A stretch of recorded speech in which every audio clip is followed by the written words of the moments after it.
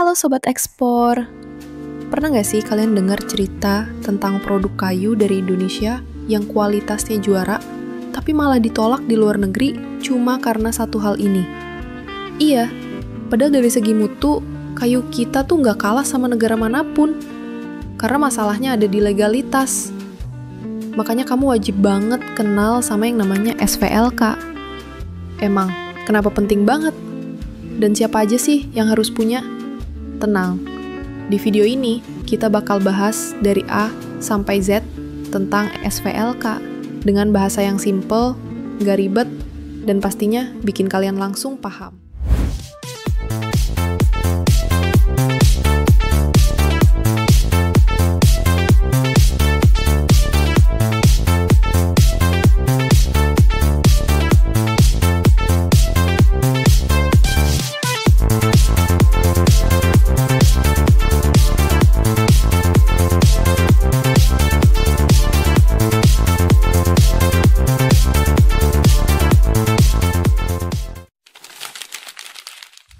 Jadi, SVLK atau singkatan dari Sistem Verifikasi Legalitas Kayu adalah sistem untuk melacak dan memastikan bahwa kayu atau produk kayu yang kamu produksi dan jual berasal dari sumber yang legal, bukan hasil pembalakan liar atau ilegal.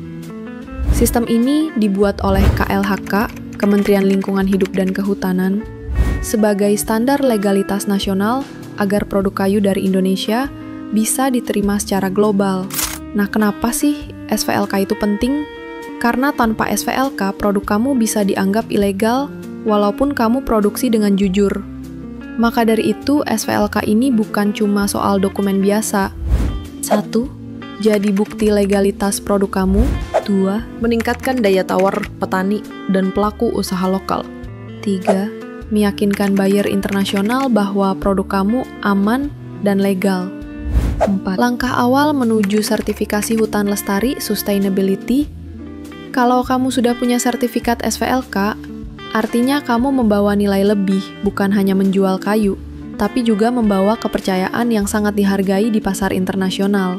Dari situ, muncullah berbagai manfaat langsung yang bisa kalian rasain, antara lain, kepercayaan buyer luar negeri, administrasi jadi lebih rapi, minim risiko pemeriksaan, pengurangan biaya tak perlu, dan satu-satunya sistem legalitas resmi di Indonesia.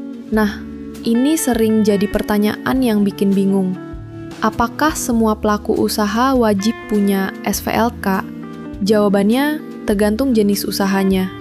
Gak semua pelaku usaha wajib, tapi kalau kamu termasuk yang di bawah ini harus punya pemegang izin usaha pemanfaatan hasil hutan kayu, pengelola hutan rakyat atau hutan milik pribadi, pemilik izin pemanfaatan kayu, pelaku industri hasil hutan. Kalau kalian ada di antara daftar pihak yang diwajibkan, di sini kita bakal kasih tahu syarat-syaratnya.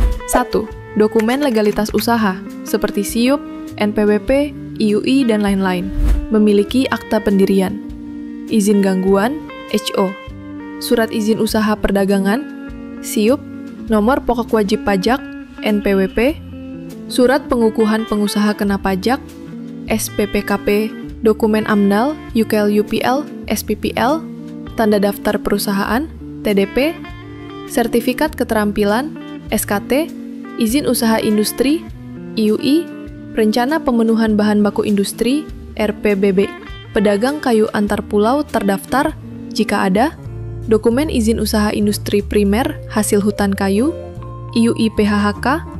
2. Dokumen bahan baku, kontrak, nota angkut, dan lain-lain. Dokumen kontrak atau perjanjian jual beli atau bukti jual beli bahan baku. Berita acara serah terima kayu, pemberitahuan impor barang, PIP, untuk kayu impor dan dokumen pendukungnya. Packing list, invoice, BL, dan COO. Dokumen angkutan kayu yang sah, STSKB, FAKB, nota angkutan, SAP, FAKO, nota perusahaan, laporan mutasi kayu bulat, LMKB, dan laporan mutasi kayu olahan, LMKO. 3. Dokumen produksi, alur proses, laporan produksi, alur proses produksi untuk setiap jenis produk, tally sheet, bahan baku, dan hasil produksi, laporan produksi bulanan dan tahunan. 4. Dokumen pemasaran, baik pasar lokal maupun ekspor. Dalam negeri, domestik, laporan pemasaran dalam negeri, dokumen angkutan kayu yang sah, FAKB, Perta FAKO, Perta Nota. Luar negeri, ekspor, pemberitahuan ekspor barang, packing list, invoice, bill of lading, bea keluar jika ada, CITES jika ada, laporan surveyor jika ada. 5. Dokumen keselamatan dan kesehatan kerja, K3, prosedur K3, daftar peralatan K3, catatan kecelakaan kerja. 6. Dokumen pemenuhan hak-hak tenaga kerja, daftar tenaga kerja, daftar serikat pekerja atau peraturan perusahaan tentang serikat pekerja, dokumen peraturan perusahaan atau kesepakatan kerja bersama, KKB. Untuk proses sertifikasi, bakal ada beberapa tahapan. 1. Sertifikasi awal, dimulai dari permohonan, audit, hingga terbit sertifikat. Tahapan sertifikasi awal. Pemohon mengajukan permohonan penilaian, kajian permohonan, persetujuan atau penolakan permohonan, penandatangan surat perjanjian kerja, perencanaan audit, pelaksanaan audit sertifikasi, pelaporan hasil audit, pengambilan keputusan, penerbitan sertifikat.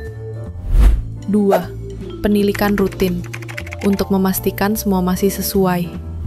Tahapan yang dilalui dalam proses penilikan, pemberitahuan kepada pemegang sertifikat, perencanaan penilikan, pelaksanaan penilikan, pelaporan hasil penilikan, pengambilan keputusan, pemberitahuan hasil penilikan. 3.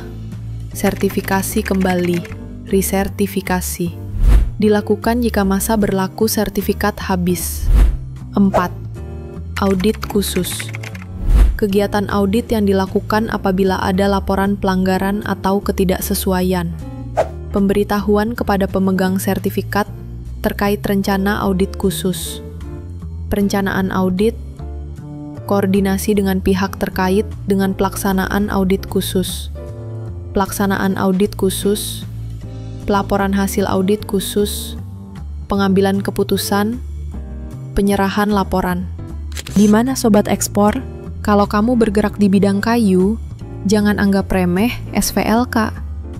Ini bukan sekadar dokumen, tapi jadi tiket utama produk kamu bisa diterima dan dipercaya di pasar internasional.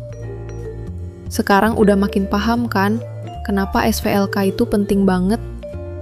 SVLK bukan cuma soal legalitas, tapi jadi tiket utama produk kayumu masuk pasar global. Buat kamu pelaku usaha produk kayu skala kecil sampai besar, jangan tunda lagi. Yuk mulai urus SVLK sekarang.